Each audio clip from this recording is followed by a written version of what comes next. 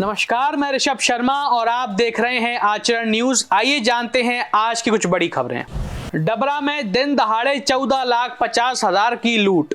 ग्वालियर में 5 दिवसीय पैरा कबड्डी प्रशिक्षण शिविर का उद्घाटन। अटल जी के जन्मदिन पर मनेगा ग्वालियर गौरव दिवस। प्रदेश में परिवहन आरक्षक रेड मामले को लेकर सियासत तेज। अमित शाह ने त्रिपुरा के ब्रू आदिवासियों को दी 668 करोड़ की सौगात। इमरती देवी ने कमलनाथ सरकार पर लगाया घोटाले का आरोप। आइए जानते हैं अब इन सभी खबरों को विस्तार से।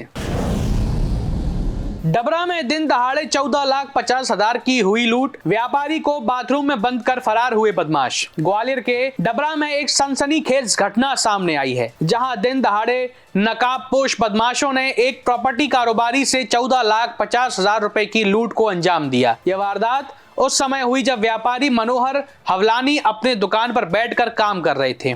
बदमाशों ने पहले व्यापारी को कट्टे की नोक पर बंधक बनाया और फिर उसके पास मौजूद 14,50,000 रुपए लूट लिए। वारदात के बाद बदमाशों ने व्यापारी को बाथरूम में बंद कर दिया और मौके पर फरार हो गए। यह लूट की वारदात कमल टॉकीज रोड स्थित साईं बाबा मंदिर के पास हुई, जो डबरा सिटी थाना क्षेत्र में आता है। घटना की जानकारी मिलते ही पुलिस प्रशासन मौके पर पहुंचा और मामले की जांच शुरू कर दी। लूट के शिकार हुए व्यापारी के भाई महेश कुमार हबलानी ने इस घटना की पुष्टि की और पुलिस से जल्द आरोपियों को गिरफ्तार करने की मांग करी। पुलिस ने सीसीटीवी फुटेज और अन्य सुरागों के आधार पर कार्रवाई शुरू कर दी है, ताकि बदमाशों को पता लगाया जा सके और लूट की रकम को बरामद किया जा सके। यह घटना डबरा में दिन दहाड़े हुई लूट की एक और बड़ी घटना को दर्शाती है, जिसमें अपराधी बेखौफ होकर अपनी वारदात को अंजाम दे रहे हैं। मैं प्रॉपर्टी ब्रोकर हूँ। मेरा ये ऑफिस है। मेरे ऑफिस से अभी 8 घंटा पहले 14.5 लाख रुपए की लूट हुई है। मुंह बंधे हुए थे, मैं पहचान नहीं पाया। लगभग 5 लोग थे। 4 लोग अंदर आए थे, एक आदमी बाहर खड़ा था। दो मोटरसाइकिलें थी। जाते जाते वो मेरे भाई को बाथरूम में लॉक कर गए थे, जिससे मैंने आवाज लगाई। मेरे पड़ोसी ने आके गेट खोला मेरे बाथरूम का। अभी घटना हुई है, मौके पे ही हूँ। हमारी सारी टीमें जांच कर रही हैं, किन परिस्थितियों में क्या घटना हुई, डिटेल्स हम लोग समझ रहे हैं, इसका ब्रीफ कर रहे हैं। देखिए, पुलिस की चेकिंग भी यहाँ लगी हुई थी, जैसा मुझे बताया गया है। यहाँ से करीब आधा किलोमीटर पुलिस की चेकिंग थी। इस प्रकार के कैश के ट्रांजेक्शन है, बड़ी मात्रा में कैश का ट्रांजेक्शन यहाँ होता है। पहले भी व्यापारियों के साथ में मीटिंग लेके बताया गया था कि CCTV कैमरे इंस्टॉल किए जाएँ। तो ये किन परिस्थितियों में घटना हुई, इसकी पूरी इन्वेस्टिगेशन करेंगे। सारी टीमें हमारी मौके पे हैं। जल्दी इसमें पता लगेगा कौन आरोपी। ग्वालियर में 5 दिवसीय पैरा कबड्डी प्रशिक्षण शिविर का उद्घाटन हुआ। खिलाड़ी राष्ट्रीय चैंपियनशिप के लिए तैयार। Madhya Pradesh para kabaddi sports association द्वारा ग्वालियर के अटल बिहारी वाजपेयी दिव्यांग खेल प्रशिक्षण केंद्र में 22 से 26 दिसंबर 2024 तक आयोजित 5 दिवसीय पैरा कबड्डी प्रशिक्षण शिविर का उद्घाटन किया गया है।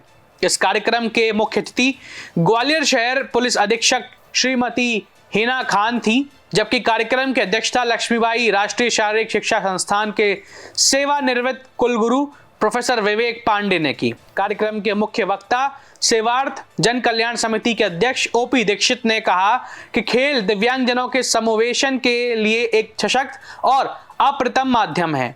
यह शिविर दिव्यांग खिलाड़ियों को उनकी खेल क्षमताओं को निखारने और पैरा कबड्डी में उत्कृष्टता प्राप्त करने के उद्देश्य से आयोजित किया गया है।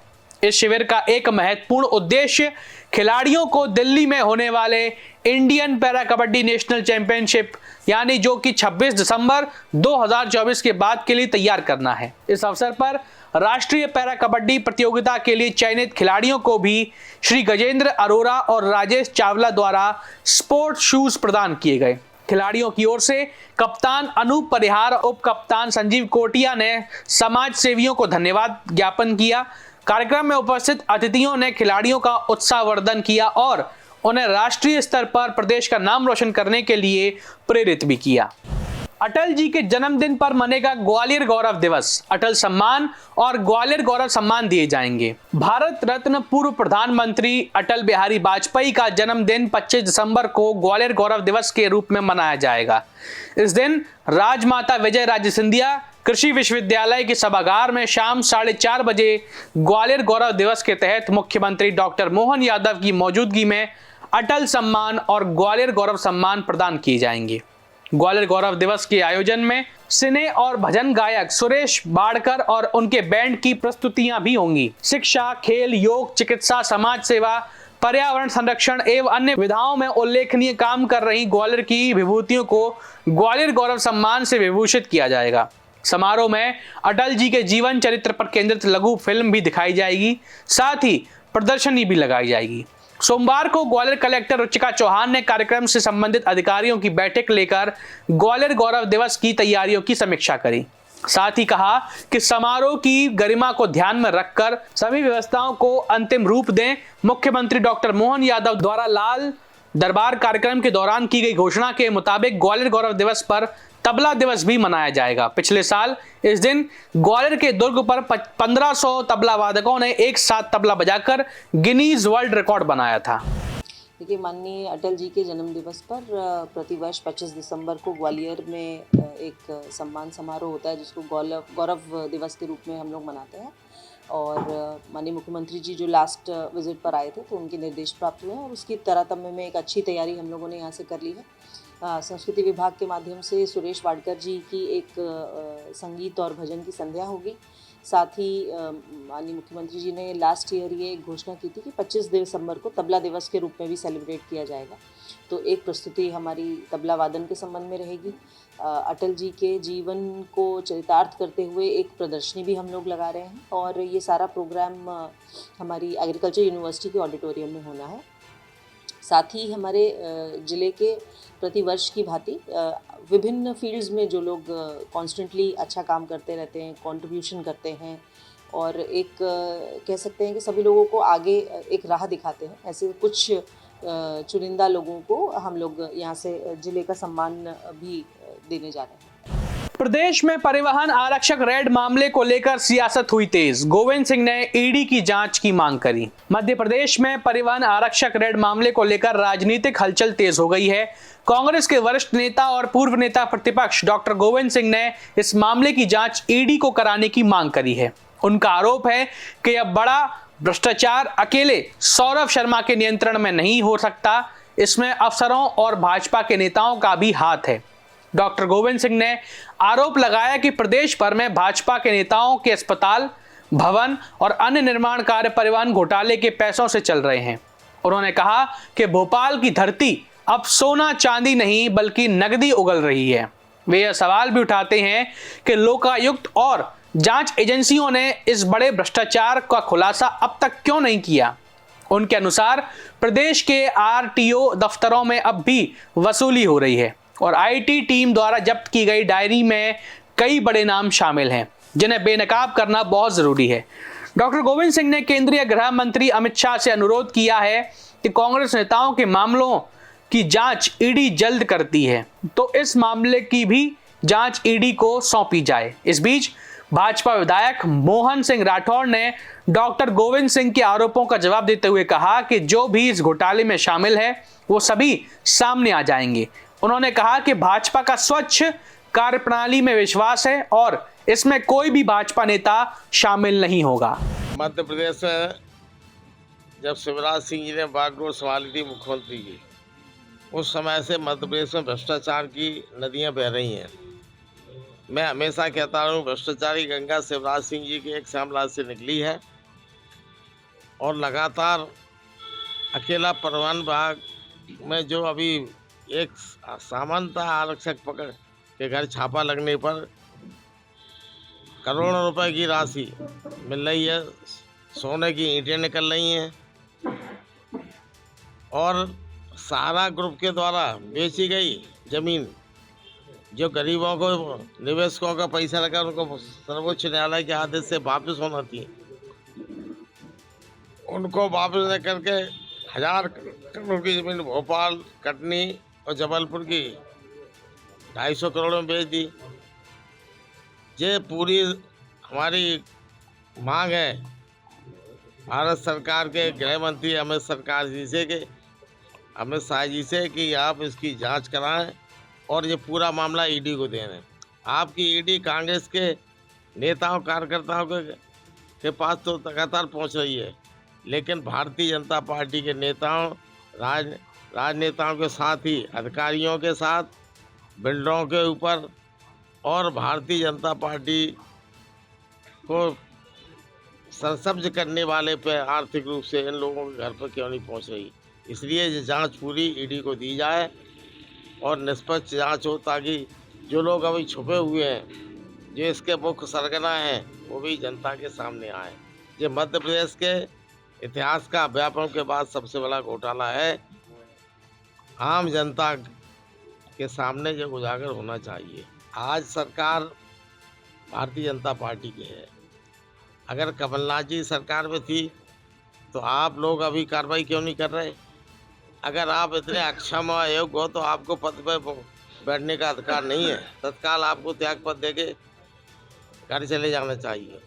मैं केवल जांच चाहता हूं। जो दो हैं सरगना, जो इसके जनक हैं, वो तो एकमात्र साधारण कर्मचारी है राजेश शर्मा। जिन लोगों की देख रेख में, जिन लोगों की कृपा से ये भ्रष्टाचार पनप रहा है, फल फूल रहा है, गंभीरता से जांच हो और उनको जेल में भेजने का काम हो। बड़े अधिकारियों के नाम आए, डायरी में नाम आए, उनको भी तत्काल गिरफ्तार करें, उनकी पूछताछ करें और उनके खिलाफ कठोर कार्रवाई होगी। तो अभी तो ये 54 किलो निकला है, 54 कुंटल भी सोना निकल आएगा। दरअसल क्या है, जो भी उस घोटाले में है सब बाहर निकल के आ जाएंगे और उसमें भारतीय जनता पार्टी का बड़ा स्वच्छ वातावरण में काम करने का तरीका है और भारतीय जनता पार्टी का कोई भी व्यक्ति उसमें आपको नहीं दिखेगा। ये जो गोविंद सिंह जी कह रहे हैं वो उनका अपना सोच है और विपक्ष में है तो ऐसा ही कहेंगे और क्या करेंगे। सिंधिया ने अमित शाह के त्रिपुरा के ब्रू आदिवासियों को दी गई सौगात का ऐतिहासिक कदम बताया। केंद्रीय पूर्वोत्तर विकास मंत्री ज्योतिरादित्य सिंधिया ने त्रिपुरा के ब्रू आदिवासियों को दी गई करोड़ों रुपए की सौगात को ऐतिहासिक कदम बताया है। सिंधिया ने कहा कि यह कदम ब्रू आदिवासी समुदाय के लिए अत्यंत महत्वपूर्ण है और ये जनजातीय समाज हमारे देश की अमूल्य धरोहर है। उन्होंने कहा, उत्तर पूर्वी राज्यों का यह जनजातीय समाज हमारी राष्ट्रीय पूंजी है, जिसे प्रधानमंत्री नरेंद्र मोदी ने न केवल राष्ट्र पटल पर बल्कि विश्व स्तर पर भी पहचान दिलाने का कार्य किया है। रविवार को गृह मंत्री अमित शाह ने त्रिपुरा में ब्रू आदिवासी समुदाय के लिए आवास योजना, 5,000 रुपए मासिक भत्ता और 668 करोड़ रुपए की 13 विकासीय परियोजनाओं का शिलान्यास और उद्घाटन किया। इन योजनाओं के तहत 40 साल बाद ब्रू आदिवासियों का पुनर्वास किया जा रहा है। वहीं सिंधिया ने कांग्रेस के राष्ट्रीय अध्यक्ष मल्लिकार्जुन खड़गे द्वारा केंद्र सरकार पर चुनाव आयोग की स्वतंत्रता को लेकर उठाए गए सवालों पर प्रतिक्रिया देने से इनकार किया और इस मुद्दे पर टिप्पणी करने से बचते हुए कहा कि यह राजनीतिक बयानों का विषय नहीं है। बहुत महत्वपूर्ण है। हमारे जनजातीय समाज देश का वैभव है और मैं मानता हूं कि जो एक तरीके से एक पूंजी है देश की हमारे उत्तर पूर्वी राज्यों में, उस पूंजी को केवल राष्ट्र पटल पर नहीं पर प्रधानमंत्री जी विश्व पटल पर निभाएंगे और उसी तारतम्य में ये कदम लिया। इमरती देवी ने कमलनाथ सरकार पर लगाया घोटाले का आरोप, बीजेपी सरकार को बताया भ्रष्टाचार मुक्त। भारतीय जनता पार्टी की पूर्व मंत्री इमरती देवी ने एक बार फिर कमलनाथ सरकार पर तीखा हमला बोला है। इमरती देवी ने कहा कि कमलनाथ सरकार में भ्रष्टाचार और घोटालों की इतनी भरमार थी कि उन्हें मजबूरन कांग्रेस पार्टी छोड़नी पड़ी और भाजपा में शामिल होना पड़ा। उन्होंने कहा था कि कमलनाथ और डॉक्टर गोविंद सिंह ने खुद घोटाले किए हैं, इसलिए उन्हें यह पता है कि घोटाले कैसे होते हैं। इमरती देवी ने डॉक्टर गोविंद सिंह द्वारा भाजपा सरकार पर आरोप लगाने पर पलटवार करते हुए कहा कि भारतीय जनता पार्टी में कोई घोटाला नहीं होता है, सिर्फ काम होता है। उन्होंने ये भी कहा कि भाजपा सरकार सभी का सम्मान करती है, जबकि कमलनाथ सरकार में भ्रष्टाचार के कारण उन्हें पार्टी छोड़नी पड़ी थी। गोविंद सिंह और कमलनाथ ने घोटाले करे हैं तो उन्हें पता है कि घोटाले कैसे होते हैं। जो आदमी जो करता है उसे पता रहता है, लेकिन भारतीय जनता पार्टी में कोई घोटाले नहीं होते, काम होता है, सिर्फ काम। आप कमलनाथ सरकार में रही हैं, किस तरह घोटाले उस वक्त रहे थे? उस वक्त भी बहुत घोटाले रहे। घोटाले नहीं होते तो हम भगते काहे को? उनके घोटालों के वजह से तो हमने कांग्रेस पार्टी छोड़ी है और भारतीय जनता पार्टी पकड़ी है, इसलिए कि अच्छे काम होते हैं गरीबों के, जनता के और व्यापारी दुकानदारों के सबके भारतीय जनता पार्टी सबका मान रखती है, सबका काम करती है। देश दुनिया की सभी खबरें देखने के लिए जुड़े रहिए आचरण न्यूज से। आचरण न्यूज, हर कदम आपके साथ।